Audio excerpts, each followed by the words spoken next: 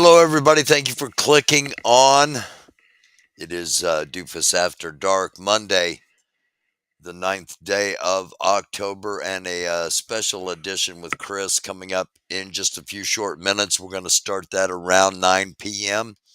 Um, Good evening, peace, love, and unity. Thank you for being here. Thank all of you for being here. I've got a couple of things I've got to take care of here production wise as. Not at the moment, please. Um, and again, thank you for clicking on. I forgot to do two quick things that I've got, as you said, I've got to take care of doing so right now. Um, and we're going to have a lot to talk about tonight. We're going to try to do it in as succinct manner as possible. Um, just because we want as many people to hear the stuff we've got to talk about as possible. And so for those that watch, that don't watch live, but watch at their convenience, it's, the shorter, the better, as they say, when it comes to attention spans, not to everything, but of course. Um, One more thing to take care of, and then we will get rolling along. Again, thanks for clicking on. We're just kind of, hold on. I got to go to the YouTube studio real quick and click a couple of buttons. Oh, no, no, no, no, no. I forgot. Um, Shoot, this is going to take more. I got to.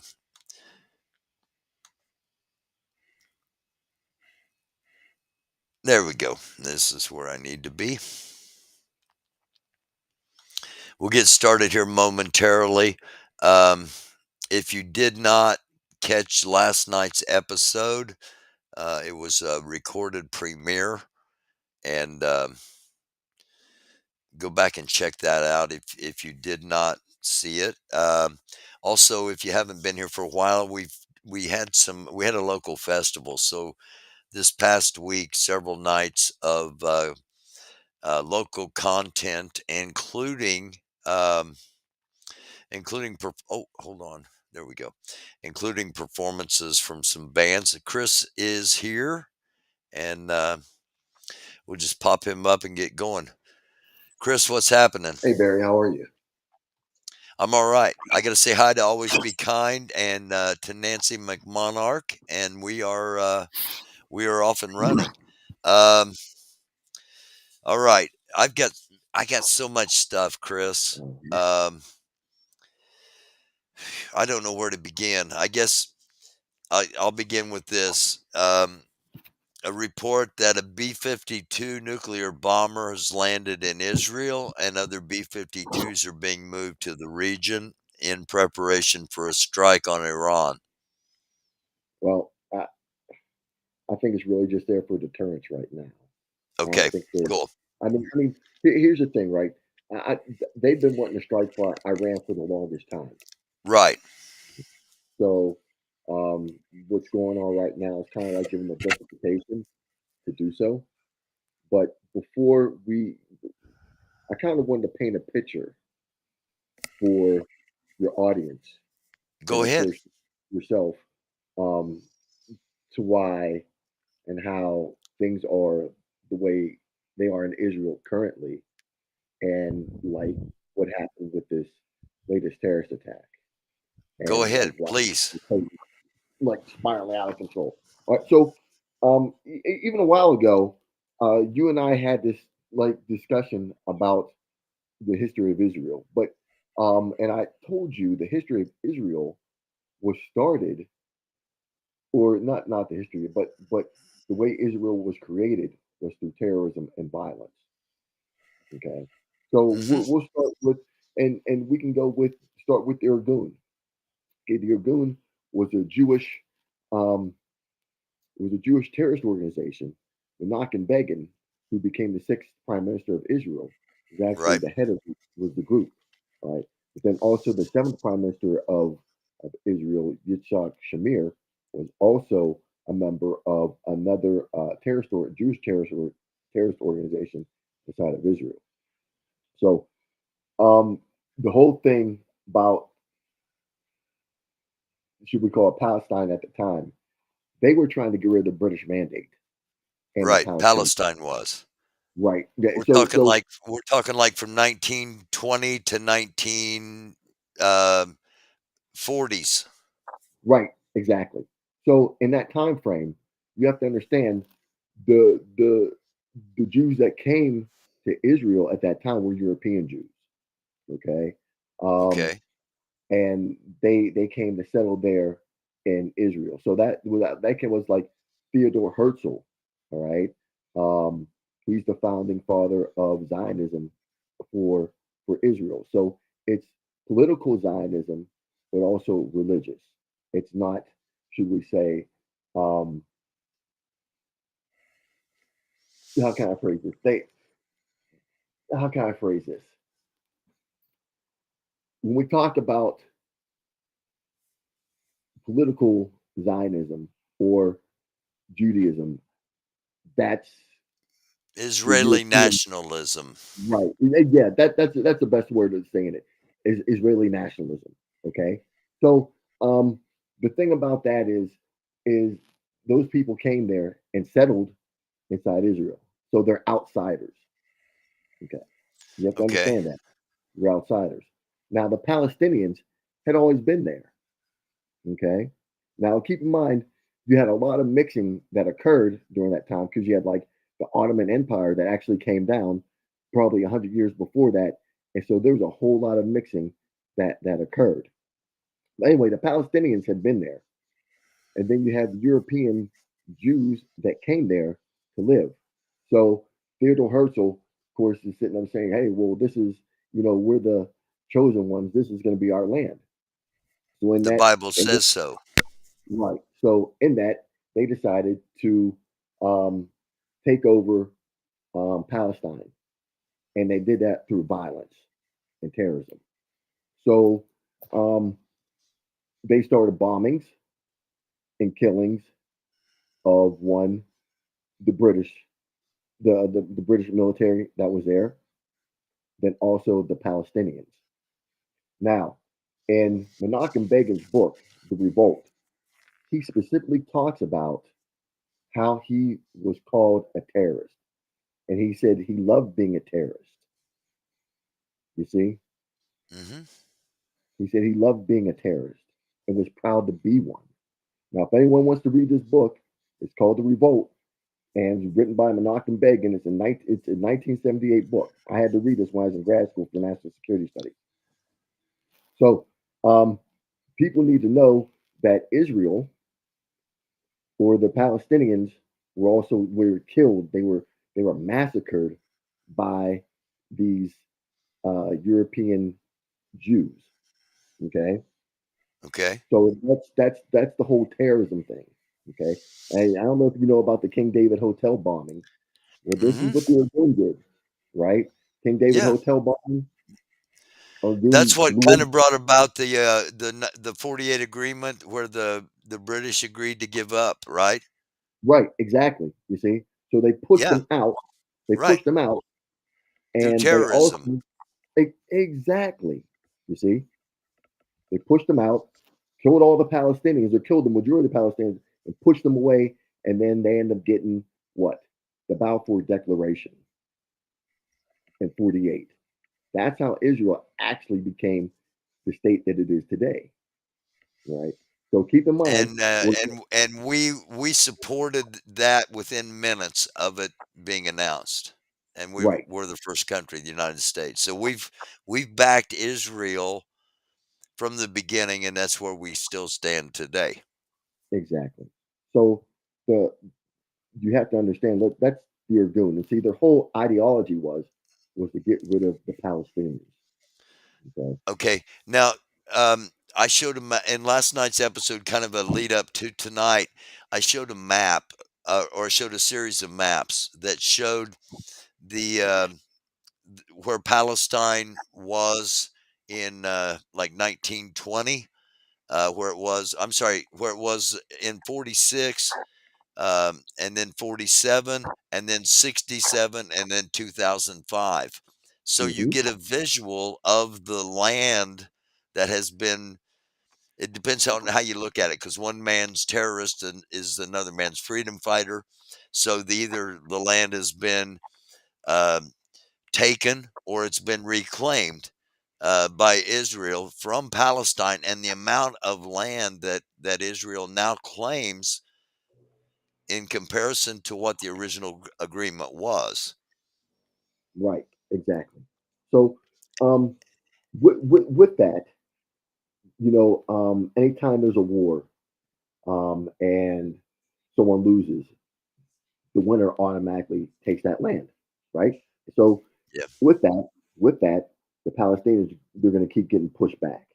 You see what I'm saying? They're always going to get and keep pushed back. But furthermore, let's talk about these Israeli settlements.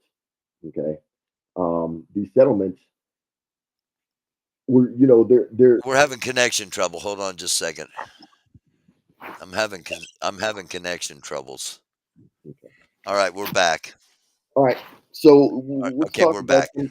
Yeah, let's talk about some of these settlements. Okay, All right. and You want to when talk the West Bank settlements? we need to talk West Bank settlements because that and two is also pushing the Palestinians away, pushing them out. Okay, and like I said, the whole point of what the Irgun was, the ideology was to make that a completely Jewish state. Period. Right. Right. So an offshoot of the Irgun for And that's political parties. ARGON, right? Is that how No, that's spelled? Irgun is going to be IRGUN. IRGUN. Okay. Right. Irgun. Right. So the from that, you start to now have all these political factions, and the closest political faction to the Irgun is the Likud party. Is and Likud, right, which is what which that's Netanyahu's party. Netanyahu's right. Yeah, That's Netanyahu's party, correct? that's correct. Right. But really, Okay. that's really it's nothing more than an offshoot of the Irgun as far as ideology is concerned, and it's to really do with the Palestinians and make that a completely Jewish state. Okay. I've got the map up, Google Maps, and I've got Israel up. Um, and a dotted line shows what once was the West Bank. And it's really misleading because the boundaries of the West Bank, as it's shown in this map, and the amount of land that has been, um, again, either stolen or reclaimed, depending on which side you're on. Right. The amount of land that Israel now claims, as compared to what it was, is so. Um, it's really amazing the amount of land that's been taken now, and that land's taken by force, correct? That's correct. That's 100%. We That's just don't 100 hear about that. We don't see that. exactly. So the thing with the Likud party is like I said that it's really an offshoot the um of the Irgun. Right. So Right. with that being said, with that being said, you have to know the ideology of the Irgun because it's transferred to the Likud party. All Right. right. The Likud party, like I said, and Netanyahu wants to get rid of the Palestinians once and for all. That's the end. That's the end game. Get rid of the Palestinians. Right. So Right. let's get on to this attack that just recently happened. Okay. All right. So everyone's asking, how this happened, and there's just no way in the world that an attack like that could happen. People are saying they missed the signs, this and that. Okay. Let's let's take a look at what's going on inside Israel 60 days prior to. 6 days prior to, 2 months ago, Israel was having internal problems, domestic problems Hmm. within the Knesset. Okay. That's the Israeli legislative branch. You know, they're the ones in charge of making all the laws for the state of Israel. They're having major problems, you know, inside there. They weren't. Remember, I think we even spoke about this about how um, they weren't even sure about forming a brand new government Right. because they things were split, Right. right? So eventually, you know, Netanyahu comes back into power.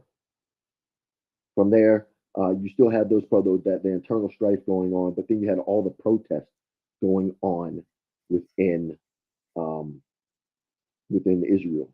Okay, because people weren't happy with what was going on. Now, anytime Israel does something to the Palestinians, there's always a negative effect, no matter what. Okay, so the international community always condemns Israel for any action it always does. You know that, right? So the Yeah, UN, through the UN. yeah, the UN will be like, no, you know, you shouldn't Right. do that. Or we're going to condemn you. We're going to do whatever. Okay, so everything at this point is negative against Israel and against Netanyahu. Okay, and that's domestically and internationally as well. And 60 days later, we're talking 2 months we're talking 2 months back from where we are right today. right, exactly. So Right. now, let's say you had this attack, right? You had this attack. Everyone's saying, well, how'd they miss it? There's no way in the world they should have missed it. And everyone's coming up with all these excuses. You know, well, guess what? There are no excuses because they let this attack occur. That's what To they did. justify what they're about to do. Exactly. All right. So I want the audience to understand this. They allowed that attack to occur for the simple fact one, it brings Israel together. Two, now Netanyahu has got that support from the international community, right? And now everyone's backing him. 2 months ago, no one was backing him. The country was split apart, and everybody hated each other, and everybody was turned pretty much against Israel. But Yeah. now he's flipped. Okay, now the stuff they all the stuff, all the things that he's always wanted to do to the Palestinians because of that attack, he's able to do, and that's really to wipe them out.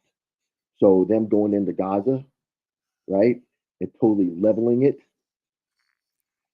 and and them pulling, you know, cutting the electricity, pulling the water, all that stuff. They're trying, as you can see, they're going to push them out of Israel, out of Gaza, and they're going to push them probably to Egypt or somewhere else. But just as long as they're getting up out of there, and then Israel is going to come over and take over Gaza. Just watch. Right.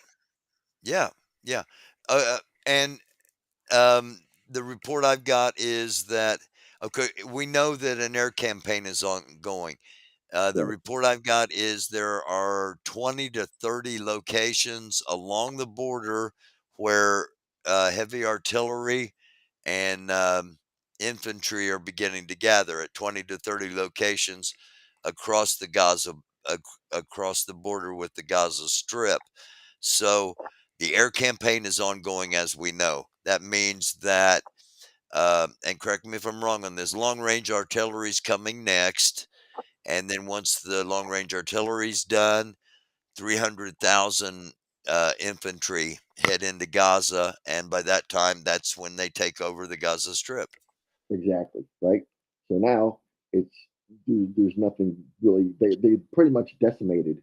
They've leveled Gaza. You see, Hmm. and they pushed all the people out because and they've killed the majority of the people the same way the Irgun did back in the 20s and the 30s. It hasn't changed. You see, because that's their end state. That's their end goal to get rid of the Palestinians. You Okay, see, now let's. I want to go back to the map for a second here, um, and I want to talk about. Hang on. I want to talk about the countries around Israel. Um, Egypt, Egypt's military. This is another one of the things I've got here on the list. Um, Egypt's army has gone into full war preparedness, and they are on high alert. You Um, know, Egypt's saying that they're going to be neutral in this. They're trying to broker something, but they're saying they're being neutral. They're not going to get involved in this at all. That's the last word I got. okay, will Israel, or I'm sorry, will Egypt, up to this point, the humanitarian question is, why hasn't Egypt already opened up that small crossing at the Gaza Strip and started letting people in, especially women and children? That I couldn't even begin to tell you. I that you're causing me to speculate, and I'm like I don't even know. I'm here just to give you the facts, Okay, all and right. I don't want to give you anything that's Yeah, anything that's yeah. wrong. So but the other thing I wanted to sit there and say was Egypt gave Israel a heads up and told them, hey, look, this is what's going down. So Israel knew about this and they didn't do anything. You see? Wow. But then furthermore, when we talk about like planning an operation like that, in my world in counterterrorism, there's something we use called the 7-step terrorist planning cycle. And in that 7-step terrorist planning cycle, there's a rehearsal phase. Now, an operation that they're get ready that they actually did, you would have to rehearse, okay, Hmm. multiple times to get that right. So no one can sit there and say that Israeli intelligence didn't see this happening or IDF didn't see this happening because it's just too many anomalies to the baseline when you're running boat operations, maritime operations, you know, Hmm. air operations and land operations. You know, it It just was well rehearsed, it seemed like. yes. So there's no way in the world Israel can sit there and say, "Well, we didn't know anything about." Well, Egypt told you about it. You just decided to let it happen because Wow. your end state was to get rid of the Palestinians, to garner support from the international community, right? And then eventually bomb the living daylights out of Iran because they're connecting Iran to the planning Hmm. of this attack. You see, Yeah, so who's going to I had that last night that they met in Beirut last Monday, and Iran agreed to everything. yeah? So that's what the audience really should know about a lot of this because Netanyahu's a smart guy. Yeah. There's no ifs ands or buts about it. He's a smart guy, right? But see, the general public, they wouldn't begin to understand why this would happen. There's always a justification for something. I have to Hmm. look for I have to look for justifications and what's logical, what makes sense. Right. Okay. So there's really no emotion with me when it comes to analyzing things. Right. But for the regular person, that type of stuff will get you'll get an emotional response. With me, nah, I got to find out the root cause of it, and and this is just my professional opinion of exactly what's going on because, like I said, if you know the history of Israel and what they've done to the Palestinians, and it's funny how they call them, the Palestinians, animals and terrorists, and they're subhuman and all that stuff. But what was Israel doing to them back in the 20s and 30s? You see, That's how they got the nation back. right? Through Yeah. violence and terrorism. Yeah. That's how they've expanded it to where it's at. Um, but again, it depends whose side you're on. It's terrorism from one side, and the other side is freedom fighting. It's justified. It's returning our land that was given to us by, in this case, God Himself. Yeah, yeah, So yeah, I've had people ask me, okay, how does how does this end where everybody's happy? And it can't. Right. So basically, the Palestinians are they're gonna get pushed out. But keep in mind, all the rest of these Muslim countries are going to get involved. I'm telling you right now. They're not And going I to get think they're, involved. no, they are going to get involved. That's They're what I most was about. definitely going to That's get where I involved. was heading next with the map up here. Uh, Jordan, Lebanon, Syria, Iraq, and of course, Iran behind the whole thing, supposedly, and Turkey. Turkey has Right. warned the United States. Right. Turkey's one of the United Hamas States. Yep. And Hamas Turkey. has said if the U.S. gets involved, they're going to start publicly executing hostages, and they've got Yes. several American hostages. Yes. That's true. Also, Hezbollah has already started. I think they started their ground offensive, but they've also started shooting rockets into Israel from southern Lebanon. Right, and I've also So, heard Israel is counter firing with missiles into southern Lebanon from northern Israel, and I got that just a few minutes before coming on, and you and I hadn't talked about that at all. So that both of those kind of line up and confirm each other. yep. So then So you it's also already have to work. expanded. Right. So the other thing is that the Taliban had also um, wanted to come help Hamas. Okay. Hmm. I don't know if your audience is aware of in the Hadith. That's one of the uh, that's one of Islam's holy books. It talks about the black flag of Khorasan, and the black flag of Khorasan. Khorasan is actually Afghanistan. It's Hmm. part, should we say, part of Pakistan, and then also part of uh, Iran, but then also north of Afghanistan. That's going to be Khorasan, but actually, it's really nothing more than Afghanistan. Okay, Hmm.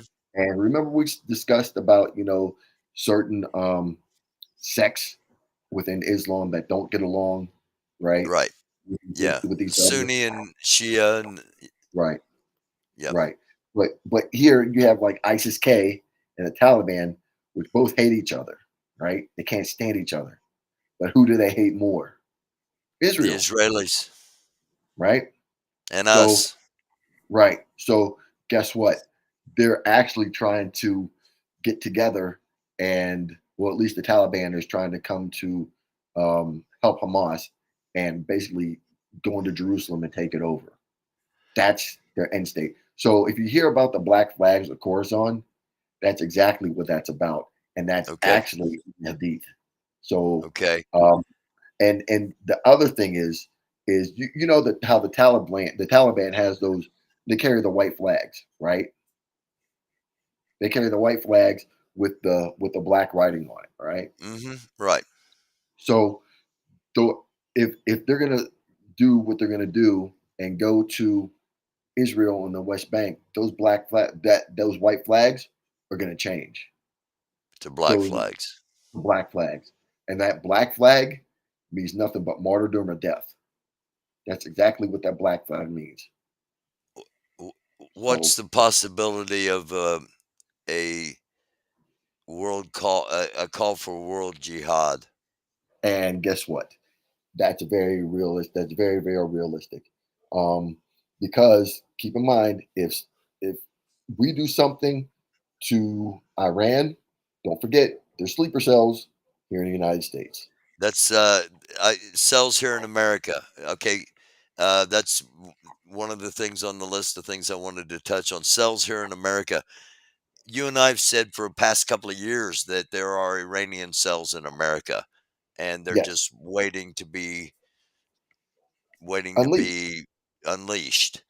Right. Um, is there is Hezbollah here? Um, are other So, yeah, potential yeah, cells? yeah. I mean, you have HU, you have ISIS cells here, right? You have I think you do have Hezbollah cells here, but I know Hezbollah was actually helping the cartels for a while there. All right. Um, Wow. but yeah, yeah. Listen, Hezbollah is pretty deep. Yeah, I All know. over, all That's over. Go ahead. the one thing I wanted to point out, the significance of Hezbollah's involvement in this in Israel is they've got a whole lot more resources than Hamas. Israel fighting Hamas is one thing. Um, Hezbollah gets involved, and then let alone the other Muslim countries, it quickly accelerates, and over the next 48 hours could blow up into something that you know, the genie's out of the bottle and there's no way of putting it back in. Right, right. Oh, but the other thing is the reason for the attack. I I completely forgot this. Remember how Saudi Arabia and um, Israel were Israel, we're having talking? peace talks. Yep, that was Yeah, just a way to disrupt those peace talks. You see, absolutely. Yeah. and the funny thing about it is take a guess.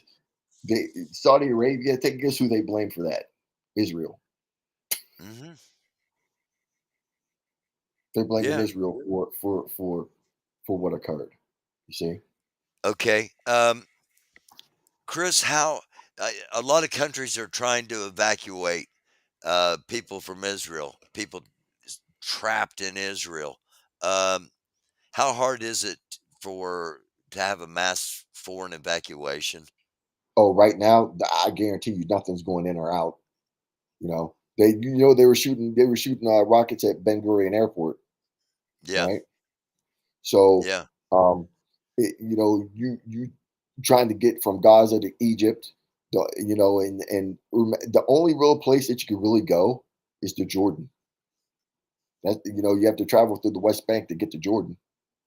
Is pressure Other than gonna that, be put on the king of Jordan to retaliate for what's about to happen in Gaza? he's going to get something. I can tell you that right now. I don't know what it is. And Jordan, the Jordanian king's actually been pretty quiet. Yeah, He isn't. I haven't had a word out of him. So we'll wait and see what happens with that. But then you also have okay. to deal with Iraq. You see, and Yeah, I think it or Iran had said if if there were any if something else happened to um, Gaza, that they would start attacking right. U.S. troops or American assets in Iraq. Yeah, including, So, embassies, yes, all of that. right. Yeah. So, like I said, this is like really serious, and like Yeah, we've talked about this, many times before about the intifadas and all this other stuff. But like, this is the real deal. You see, before it was just shooting rockets, but now it's totally different. yeah.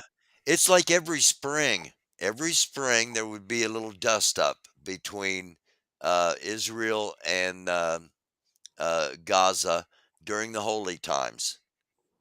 And, Hmm. we covered it the last 2 or 3 years, but this is totally different what's happening now. Right. So this right here could potentially lead up to World War III. This is Okay. what this is going to lead up to. All right. Can we classify this? Because it's sounding like it's a joint operation between the United States and Israel. That's exactly what it is. That's exactly what it is. If we're bringing carriers out Yeah, to the region, yeah. and you know, and the funny Moving thing about it is, moving B-52 nuke bombers into the region. right, and the funny thing about it is, you know what Hamas said? He's like, "Oh, bring them." Hamas like, "Bring them." Like he's Yeah, like, "We're afraid of you," you know. So, as I told you, um, these extremists, they're not afraid to die for what they believe in. Okay, so you're really fighting someone who doesn't care. You see, they're that willing to makes it die for their tough. beliefs. They're willing to die for their beliefs.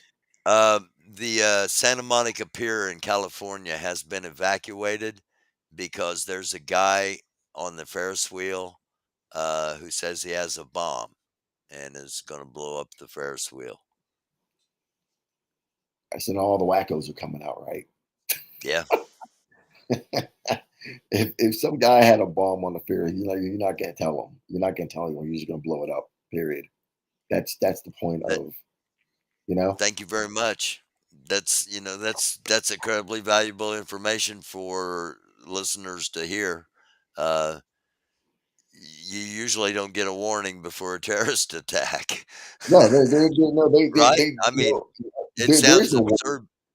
They Go come ahead. in and they come in and they do what they do. They're bombing, shootings, uh, whatever the tactic is. You're not going to know about it. They're not going to Right, announce it. You just do right, it. right. So when I hear stuff like that, I'm like, all right, dude, no, But okay, that aside, the threat or potential possibility, let's say, the potential possibility of something happening in one of the bigger cities in the United States over the next 48 hours from a sleeper cell should not be undersold. no, like that's very serious right now. Okay, but I think as time goes on, that's gonna be a little bit more serious. Right. Okay, you should be on alert right now. But as time goes on and this war gets worse, and if we do something to Iran, you can best believe there are going to be terrorist attacks inside the United States. I promise It, you. it's coming here. Yeah. Oh yeah. If we get involved with it, It's of just a matter course. of when. Yeah. Yeah, Yeah. of course. If And we're involved, we're getting it.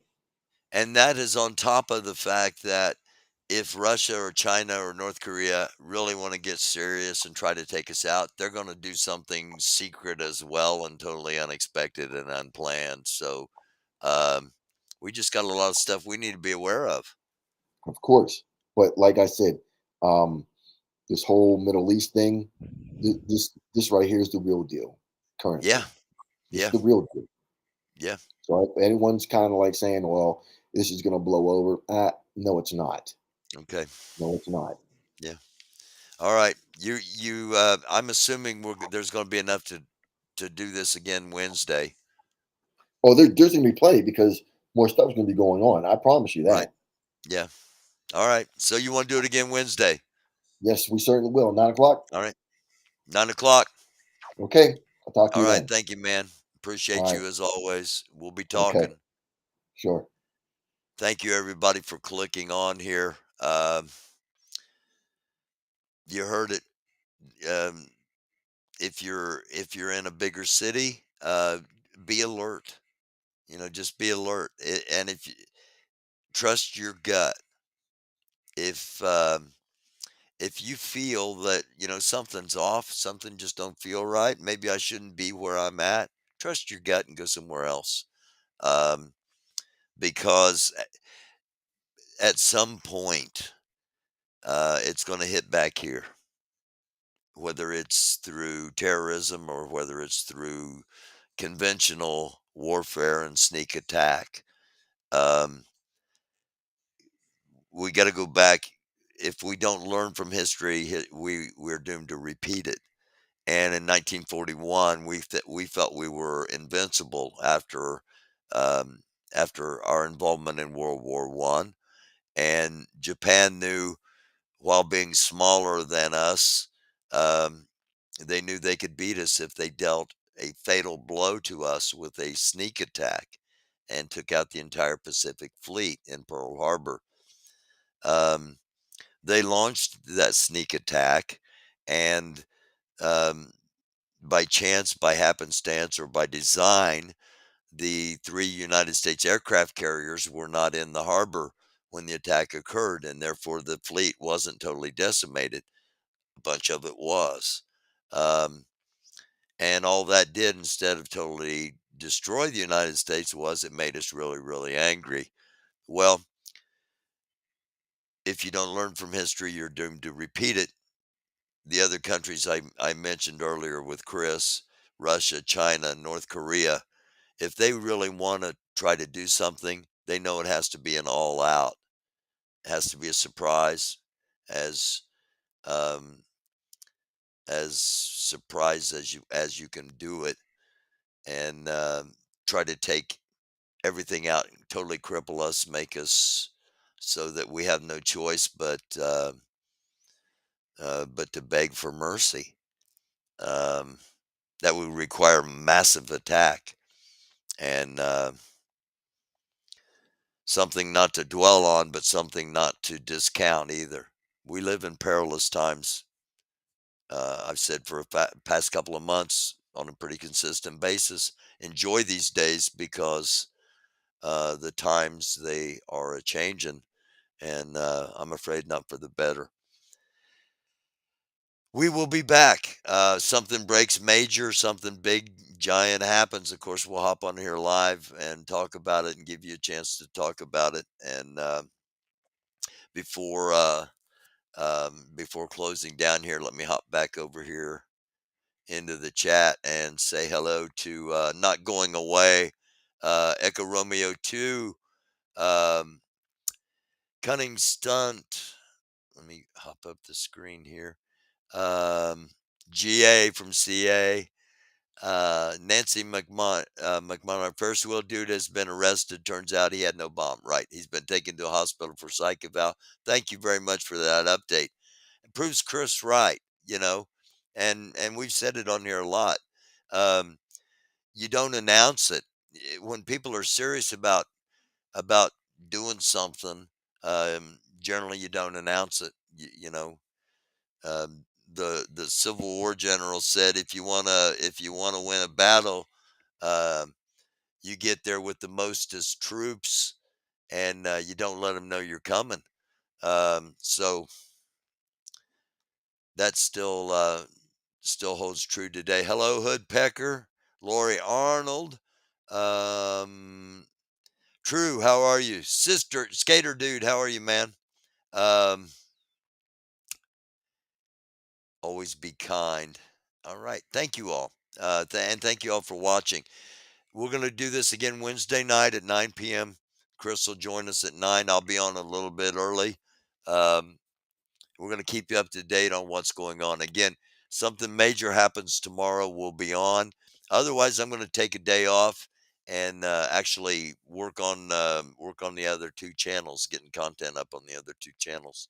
So um, I hope we have a peaceful next 48 hours, and we see you Wednesday night. And we just got a few things to talk about, and nothing major's happened. I have a feeling that's not going to be the case, but at any rate, um, it's a dark world. We need lights. Everybody try to stay positive. We do this to inform. We do this to prepare. We don't do it to panic. We don't do it for paranoia. Um, we do this just to give you information you're not going to get on on a lot of other channels. And I greatly thank you for watching. Um, Somebody asked me, why do you close the show the way you do most of the time? I'm simply trying to extend peace around the world.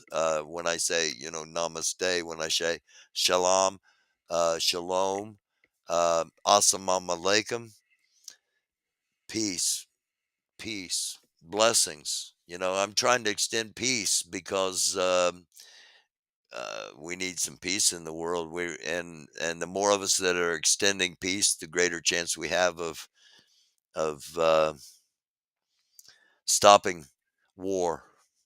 We're not going to be able to do it physically. Maybe we can do it metaphysically by wanting peace. So that's why we do this to get you to prepared for what may happen, so that you have all the information to make the decisions you need to make, and hopefully you do a little preparation and you do some positive stuff, and you evaluate where you're at and what's going on, and be alert and realize that at any moment, seriously now, at any moment, it could all change.